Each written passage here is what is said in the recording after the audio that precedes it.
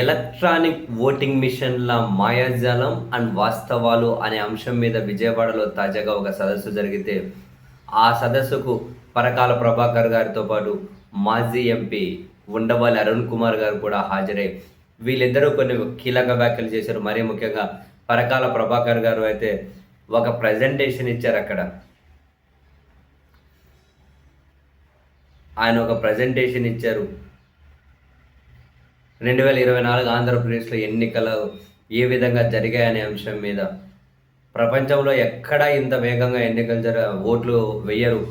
నిమిషానికి 3 ఓట్లు వేశారు.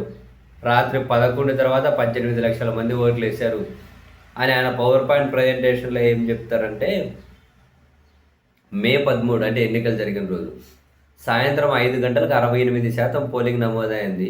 ఎన్నికల సంఘమే ప్రకటించింది. తుది లెక్కల్లో మాత్రం 81.79% నమోదైంది. ముఖ్యంగా రాత్రి 11:45 తర్వాత అంటే తెల్లవారుజామున 2 గంటల వరకు 3,500 పోలింగ్ కేంద్రాల్లో 17,19,482 ఓట్లు నమోదయ్యాయని, అంటే ఒక్కో బూత్లో సగటున 492 ఓట్లు, నిమిషానికి 3.6 ఓట్లు చొప్పున పోలైనట్లు ఆయన పవర్ పాయింట్ ప్రజెంటేషన్లో ఎన్నికల కమిషన్ చెప్పిన దాని ప్రకారమే చూపించారు. ఒకటి సమయంలో ఒక్కో బూత్లో సగటున గంటకు 60.7 ఓట్లు మాత్రమే పోలైతే, అర్ధరాత్రి సమయంలో గంటకు 200కు పైగా ఓట్లు ఎలా నమోదయ్యాయి అని ఆయన ప్రశ్నించారు. ఒక్కో ఓటుకు సుమారు 20 సెకండ్ల సమయం మాత్రమే పట్టిందని, ఇది సాధ్యమయ్యే పనేనా అని చెప్పి పరకాల ప్రభాకర్ గారు సందేహం వ్యక్తం చేశారు.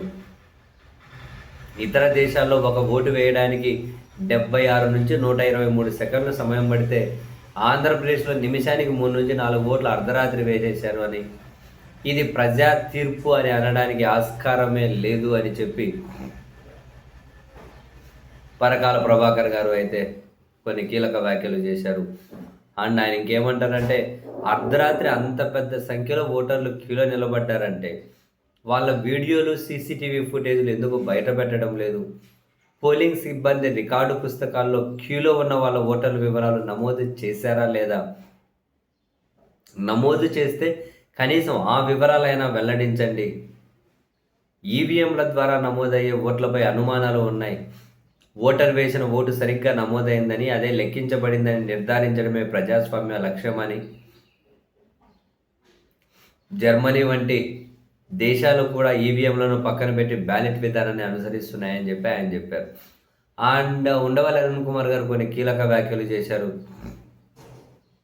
ఓట్ల లెక్కింపుపై అనుమానాలుంటే వీవీప్యాట్ స్లిప్పులను కదా లెక్క పెడతారు, అందుకే కదా అవి ఉన్నాయి, అసలు అవి లెక్క పెట్టడానికి ఎందుకు ఉన్నాయని చెప్పి ఆయన ప్రశ్నిస్తున్నారు.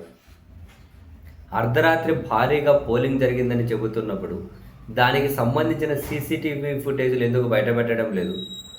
ఈవీఎంలలో అవకతవకలకు అవకాశం ఉందన్న అంశాన్ని గతంలో ఇప్పుడు ముఖ్యమంత్రిగా ఉన్న చంద్రబాబు ప్రస్తావించారు. ఇప్పుడు ఆయన ముఖ్యమంత్రిగా ఉన్నందున ఈ అంశంపై విచారణ జరిపించి వాస్తవాలను వెల్లడించాలి అని ఉండవల్లి అరుణ్ కుమార్ గారు చెబుతూ,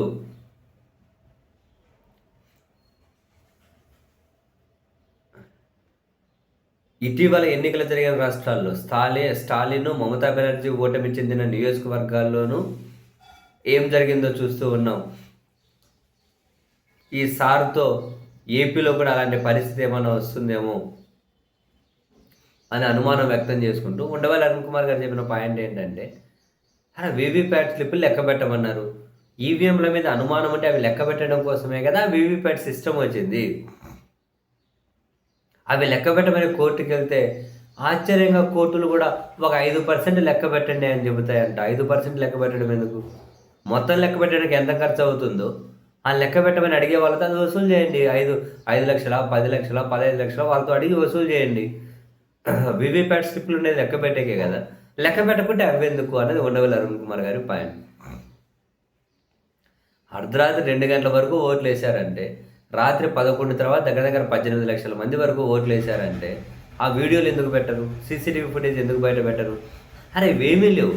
మీరు అప్పుడు ఓటు నమోదు చేసి ఉంటారు కదా, అర్ధరాత్రి 2 వరకు కూర్చొని ఏ టైంకి ఏ ఓటు నమోదైందో రికార్డ్స్ అన్న బయట పెట్టండి అని అడుగుతున్నారు. దేనికి స్పందించదు ఎలక్షన్ కమిషన్.